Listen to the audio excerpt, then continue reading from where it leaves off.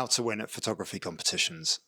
The formula to winning at photography competitions is fairly simple. You need a good image, an image that has great composition, great use of color theory, good technical expertise, but most of all, good storytelling and impact. Overall, though, there is one golden rule to winning at photography competitions.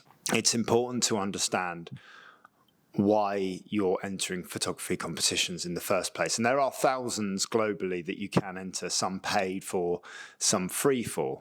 If you're thinking that entering and winning a photography competition is going to elevate you as a photographer overnight, chances are you're wrong. There are benefits to entering photography competitions, but becoming an overnight success is extremely rare.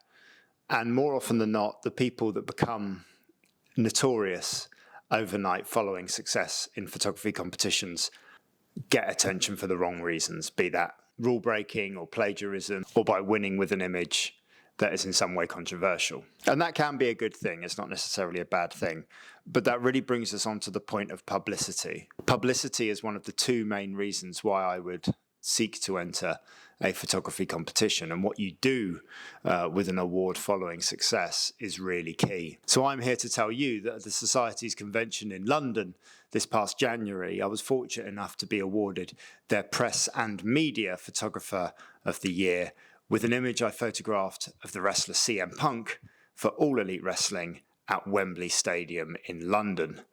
And there are three reasons why that image is important and how I can use it to benefit my photography. Firstly, I'm really proud of the image. It's a super sharp, clean image with a clear narrative, and it's of one of my favourite wrestlers. And I was very fortunate to be offered the opportunity to photograph him in one of the most famous stadiums in my home country of the UK. Secondly, as I said, I shot it on a 400mm Canon lens, so I can go back to the brand, I can go back to Canon, explain to them what I shot it on, how I shot it, and what success I achieved with it, and maybe get some form of endorsement or working relationship with them as a camera and lens supplier moving forward. Lastly, though, it's all really just about publicity, about creating news articles and social media posts and content that can go some way to putting my brand, my photography, and my success into the minds of potential customers, and it acts as some sort of guarantee of quality and something to celebrate. People always like to see good news stories. People always like to share in your own success. But how do photographers shoot images that win competitions? How do they know that they've shot an award-winning image? Well, the answer is that you don't really know. Following his win at the BAFTAs, the comedian Stewart Lee was asked whether winning his award at the BAFTAs for his comedy show, Stewart Lee's Comedy Vehicle, was in some way a pathway to saying to the industry, you should have commissioned my show sooner. To which he replied, Not really. I mean, I don't think you can feel like that. I think, the commissioning processes for telly and whatever are really random. So you have to treat it like the weather. Like no one in their right mind would think that weather was against them or for them. And that's kind of how I view competitions.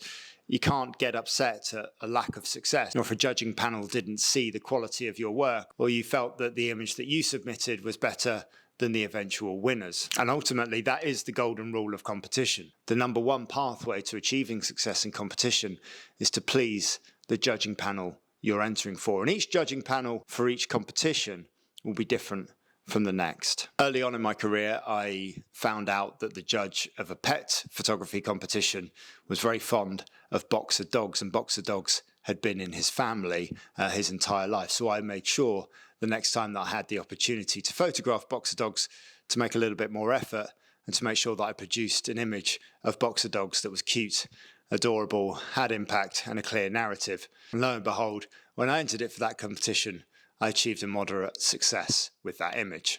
Competitions are great, they're fun, they're a good way to achieve good PR, but when used in the right way, and if you can get a good like-minded team around you, people you can bounce ideas off, people who are going to give you honest feedback about your images, because being emotionally attached to images is sometimes one of the massive barriers that people have to success in competitions.